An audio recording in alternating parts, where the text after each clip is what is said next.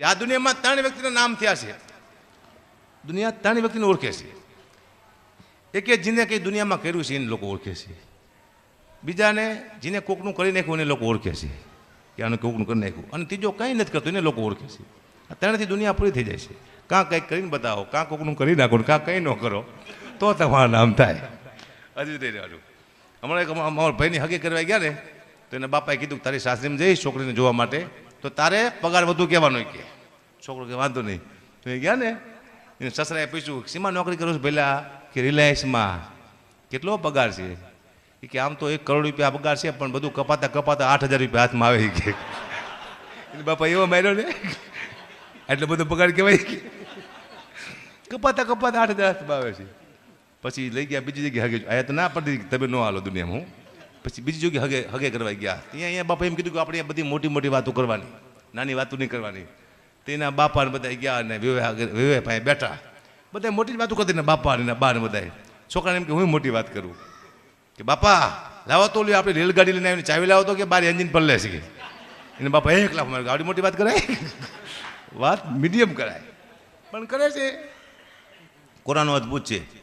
હમણાં એક ભાઈને કોરોના થયો ને ભાઈ તો ગયો ભુવાને દેખાડવા કે કંઈ નડતું લાગે તો ભુવાને ખબર પડી કે કોરોના તો ભૂવો ભાગ્યો કે ભાઈ તું મને નડીશ નહીં, તને કોરોના પર નડે કે હું કોઈ કોરોના માટે રાખતો નથી. કારણ કે અમારા હળવદમાં ચોર આવ્યો હમણાં તો 15-20 જણાએ બહુ માર્યો ચોરને, મારીને તોડી નાખ્યો, લઈ ગયા પોલીસ સ્ટેશને. પોલીસવાળા કે શું થયું કે આ ચોરી કરવા આવ્યો હતો.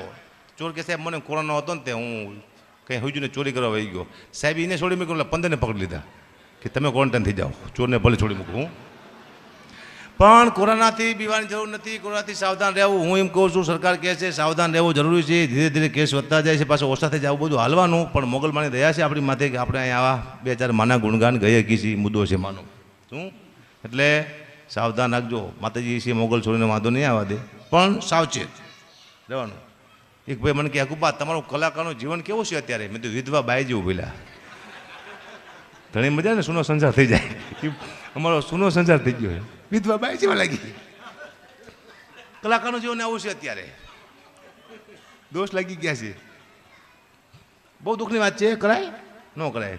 એક મને ફરમાઈશ કહી દઉં ખોખાવાળી બેન, તમે નહીં સાંભળ્યું. મારો મિત્ર છે ધનજી, એનું સાસરું અને મારું સાસરું એક જ છે. તો ધનજી ફોર્ચ્યુનર ગાડી લાવ્યો અને અચાનક એને દિલ્હી જવું હતું. દિલ્હી વહી ગયો અને મને ફોન આવ્યો. મને કે મારા બાપુને કારણે જવું છે, તારું સાસરું એક છે, મારું સાસરું એક છે, તું એમાં લઈ જા ને. મારા બાપા છે, મારા કાકા છે ને મારા ડોશીમાં, મેં લઈ જાઉં. તો એ ગાડીમાં બેઠા બેન. મેં એમની ફોર્ચ્યુનર કીધું હું હાંકી લઉં, ફોર્ચ્યુનર મજા આવશે હાંકવાની. એટલે હું લઈને જતો તો 15 કિલોમીટર આગળ આવ્યા ને એટલે ઓલા ડોહા હતા એના આગળ બેઠા, એને ઓલું હેન્ડલ કાચ ખોલવાનું ગોઈતું પણ જડ્યું નહીં. મને કે ભાઈ કાચ ખોલવો હે. મેં કીધું ખબર નથી કાકા, સિસ્ટમો આવી જઈ છે એમાં. શું સિસ્ટમ? કીધું ખોખારો ખાવ ને તો કાચ ખોલે. કીધું શું વાત કરે? કીધું હા તે કાકા કે તે મેં સાઈડમાંથી કાચ ખોલી નાખ્યું. મારું હારું કાચ ખોલી ગયું. મને કે હવે બંધ કરવું હોય તો? કીધું ખાવ ખોખારો હોય કે પાછું મેં ખોલ નાખ બંધ કરી નાખ્યું. વાહીનો કાકો બેઠો હતો કે પાછું મેં ખોલી નાખ્યું. હવે 15 મિનિટ આવ્યું ને તે હું ભૂલી ગયો પાછો. વાહીનો કાકો બેઠો બેઠો ખોખારા ખાય. મને કે ચા હારું ખુલે છે. તા મને યાદ આવ્યું બીધું આપણે ખુલવાનું ભૂલી ગયા. મેં કઈ બાજુ ખોખારો ખાધો? મને કે સીધો ન ખવાય કે તો કાચ બાજુ ખા. કે તે મેં ખોલ નાખ્યું. 1.5 કલાક ખાયેલું. તે મારી હારીમ પહોંચ્યા ને તો એનો હાથ બેસી ગયા ત્રણેના. તે એના કોઈ વ્યવહાર હતા આયા હામાં ખખડાયો કાચ. ખોલો ખોલો કે મને કે ખોલો ને કાચ. ખોખારો ખાઓ? મને કે એની સામે કેવી રીતે ખાવો? મેં ખાવો પડશે નહીં ખુલે. તો ઓલું હતું ખેંચ્યા જેવું કંઈક આપણે રાખ્યું. કર્યું તે મેં ખોલ નાખ્યું. ઉતરી ગયા. એનું કારણે મને બધી પતી ગઈ. પાછા ગાડીમાં બેઠા અમે હાલતા થયા. 10 કિલોમીટર હાલ્યા. મને કે ભાઈ થૂકવું છે, કાચ ખોલો ને. તું ખુખારો ખાઓ. તો અવાજ બેસી ગયો તો હાથ બિચારાનો કે આમ કહ્યું. મેં તો નહીં ખુલે કાકા, ખુખારો જોરથી ખાવો પડશે. પણ કે ભાઈ હાથ બેસી ગયો છે, હવે નહીં ખાઈ શકતા અમે. તો મેં એને છોકરાને ખોટો પાણી કે ધનજી આમાં કોઈ બીજી સિસ્ટમ છે કે નહીં? તારા બાપાનો હાથ બેસી ગયો છે, ખોખારો નથી કઈ શકતો. કીધું તો કે એક છે કે શું વાલા વાલા કરો કે કાચ દે. મને કે વાલા વાલા કરો. ડોહાએ કાચને કર્યું ને તે કાચ ખોલ નાખ્યો. બાજુ ડોસીને શીખવાના કીધું કાચ બગાડ નાખ્યો, કાચ ખોલ નાખ્યો. આવું આવેલું ને પછી મારા સાડાનો ફોન આવ્યો. મને કે જીજે તમે ક્યાં પહોંચ્યા? મેં તું 10 કિલોમીટર આગળ નીકળ્યો છું. મને કે પાછા આવો ને થોડું કામ છે, આજે રાત તમે રોકાવો ને. તો બીજું આ 3 જણાને ક્યાં આવતા હોય કે ક્યાંક સગવડતા કરી દો. તો ઓલી ઇનોવા ગાડી નીકળી, મને રોકતો હતો. મેં ઊભી રાખી દે. મેં તો ભાઈ આ 3 જણાને હળવદ ઉતારી દેજો ને. એ 3 જણા બેસી ગયા ગાડીમાં. હું આવી ગયું મારી સાસરીને પાછો.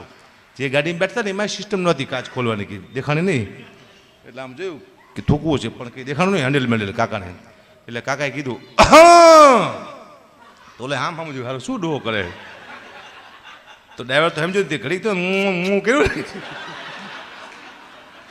ઓલે હેઠા હોતા ઉતરું હેઠા કે હારા ખરાબ માણસો લાગો કે આયા વાલા વાલા કરો હો. ઉતારી મૂક્યા. દુઃખની વાત છે, કરાય ન કરે. સત્ય હકીકત છે, સત્ય હકીકત છે. પછી ધનજીને બહુ ગાડી દીધી ને બાપાએ, આવી ગાડી રખાય. હા અવાજ બેસી ગયા મારે. ખોખરા ખાતા ખાતા કાચ નથી ખુલતા. એ કે અકાબા ખોટું બોલા, એમાં સ્વીચો આવ્યો બાપા. પછી બાપાએ મને ફોન કર્યો, હું તો જોઈ નથી. કારણ કે ખોખારો ખાઈ આપણને હેરાન કરે. હું એટલે કાચ ન ખોલે. મારા બાપ ખોખારો ખાઈ દો કાદો. ભગવાન તમારા કાચ ખોલ નાખશે મારા બાપા. હા બેહો ને અહીંયા. કેમ કલાકારને હવે શું આ સૌથી વધુ વિપત કલાકાર માથે પડી છે. પૂનમબેન, સ્ટેજના નિયમ છે, વાણી દોષ, શબ્દ દોષ, રાગ દોષ, લાગે લાગે લાગે તે. આ એ મુથો છે સાહેબ. કયા સમયે કયું ભજન ગાવું એ આપણને ખબર ન હોય તો એ રાગ દોષ લાગે છે ને. વાણી દોષ સાહેબ, જે માણસે કઈ દુનિયામાં કર્યું નથી એના તમે વખાણ કરવા માંડો ને એટલે વાણી દોષ લાગે લાગે લાગે તે. કોઈએ કંઈ કર્યું હોય એના તમે વખાણ કરો તો વાણી દોષ ન લાગે. પણ એક લુખેશ માણસના તમે દે કરવા માંડો, એને ભગવાન બનાવી દો તો એ દોષ લાગે લાગે લાગે. આ કલાકારને આ નીડ્યું છે. કેમ સમજાવું કાગડા? હા સમજો. આ વર્ષ કલાકારનું સારું જ છે, બહુ સારું વર્ષ છે આ. કયું ચાલુ હતું એ શું કરવા? એ તો આપણને એવું છે હો બેન. ચોમાસામાં આવ્યો કોરોનો. ચોમાસામાં 4 મહિના આમ થાય પ્રોગ્રામ નથી આવતા. એ તો આપણે ખોટા વ્યાયામમાં કરી જતા. પ્રોગ્રામ નથી હતા જ એમ થાય 4 મહિના કોઈ દિવસ. 2 મહિના તકલીફ પડી છે.